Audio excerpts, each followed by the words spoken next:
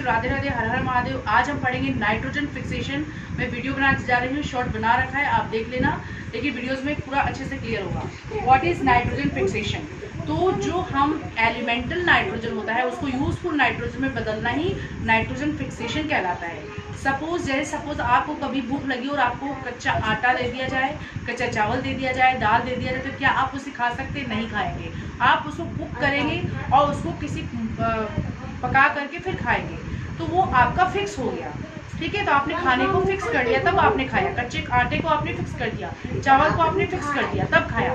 ठीक इसी तरह से प्लांट्स जो होते हैं, जिन प्लांट्स को नाइट्रोजन की जरूरत होती है, उन प्लांट्स को वो nitrogen, elemental nitrogen abundant amount में हमारे एटमॉस्फेयर में पड़ा होता है।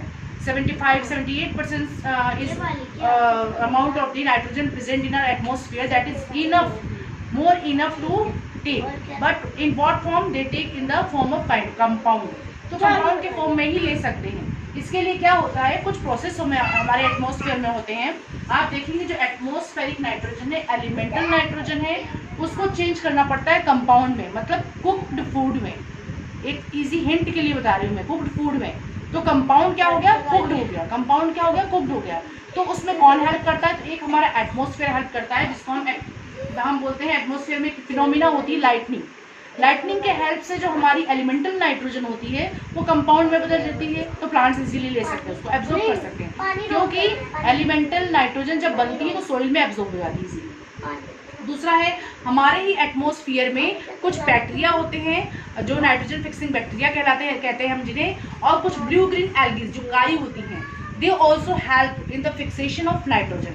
फिक्सेशन ऑफ नाइट्रोजन का मीनिंग समझ में आ गया कि यूजफुल कंपाउंड बनाने में, नाइट्रोजन के यूजफुल कंपाउंड बनाने में हेल्प करते हैं। तो इन दोनों तरीके से नाइट्रोजन के कंपाउंड बन जाएंगे, तो इसको हम बोलते हैं nitrogen fixation. Again I am just going to repeat, the changing of elemental nitrogen into the compounds of nitrogen और useful nitrogen is known as nitrogen fixation. Okay, or these are helped by the atmospheric phenomena, that is known as lightning, and second one is the blue green algae and the other bacteria which are present in the atmosphere. They also convert the elemental nitrogen into compound, जिसको वो खा सकते हैं। अब जब ये compound में बदल जाते हैं तो व्हाट हैपेंस? इसके अलावा कुछ बैक्टीरिया, आपने राइजोबियम बैक्टीरिया के बारे में भी सुना है। It is very important in the exam, it is asked which one is the nitrogen fixing bacteria. तो आपको याद रखना पड़ेगा राइजोबियम, जो पल्सेस प्लांट्स के रूट नोड्यूल्स में रहते हैं। आपको मेरी बात समझ में आ रही है? अगली बार हम देखें तो ये दोनों प्रोसेस से जो हमारा एलिमेंटल नाइट्रोजन है, हमारा एलिमेंटल नाइट्रोजन कंपाउंड में बदल गया। ठीक है, ये बैक्टीरिया ने हेल्प किया, ब्लू ग्रीन एल्गी ने हेल्प किया, मतलब हमारा नाइट्रोजन फिक्स हो गया। समझ में आ गया? फिक्स होने का मतलब कंपाउंड में बदल गया। अब वो कंपाउंड्स ऑफ नाइट्रोजन जब मिट्टी में मिल जाता है, देखो आप यहाँ मिट्टी में मिल रहा है, मिट्टी में मिल गया, जब मिट्टी में एब्जॉर्ब हो जाएगा तो उसे प्लांट एब्जॉर्ब कर लेंगे इजीली। अब हमको पता है कि we are the animals which depend on the plants, directly indirectly we depend on the plants. तो हम एनिमल्स प्लांट्स को खाते हैं, डायरेक्टली इनडायरेक्टली खाएंगे, तो क्या होगा, उनकी बॉडी में वो एसिमिलेट हो जाएगी, वो नाइट्रोजन उनकी बॉडी में चला जाएगा। अब उनकी बॉडी में जब से बाहर कैसे आएगा, तो हमें पता है एक एक्सक्रीशन प्रोसेस होता है। एक्सक्रीशन प्रोसेस से एलिमेंटल जो प्रोसेस है नाइट्रोजन कंपाउंड, वो वापस से मिट्टी में आ जाएगा। नाइट्रोजन वेस्ट फ्रॉम एक्सक्रीशन, और ऑर्गेनिज्म डेथ होती है तो भी हमारी बॉडी में बहुत सारे कंपाउंड्स नाइट्रोजन के बने होते हैं, वो भी स्टोर करना। हमारा एनिमल जो होते हैं, ये खा गए, उनकी डेथ हो गई, चाहे एनिमल ने एक्सक्रीशन किया, मतलब रिमूवल ऑफ वेस्ट प्रोडक्ट, तो वो नाइट्रोजन फिर हमारी सॉइल में आ गई। अब ये सॉइल में आने के बाद ये अमोनियम फॉर्म में, गैसेस फॉर्म में बदल सकती है, तो इसको बोलते हैं अमोनिफिकेशन। ठीक है, तो अमोनिया में बदलने के लिए भी कुछ बैक्टीरियाज होते हैं जो उसको अमोनिया में बदल देते हैं। अब हमारे अमोनिया हमारे एटमॉस्फेयर में चली गई, लेकिन वो भी कंपाउंड है। अब क्या होते हैं, हमारे पास होते हैं डीनाइट्रिफाइंग bacteria.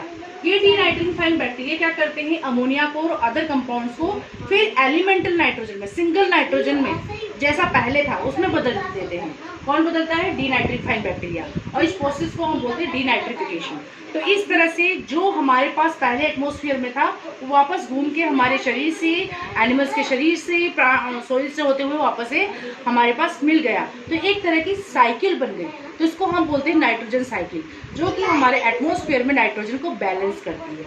Once again I am just going to repeat, nitrogen, elemental nitrogen हमारे एटमॉस्फेयर में बहुत ज़्यादा होते हैं, उसको कंपाउंड में बदलना ज़रूरी है क्योंकि वो कुक फॉर्म है, उसको वो इजीली डाइजेस्टिबल है, प्लांट्स उसको उसी फॉर्म में लेते हैं।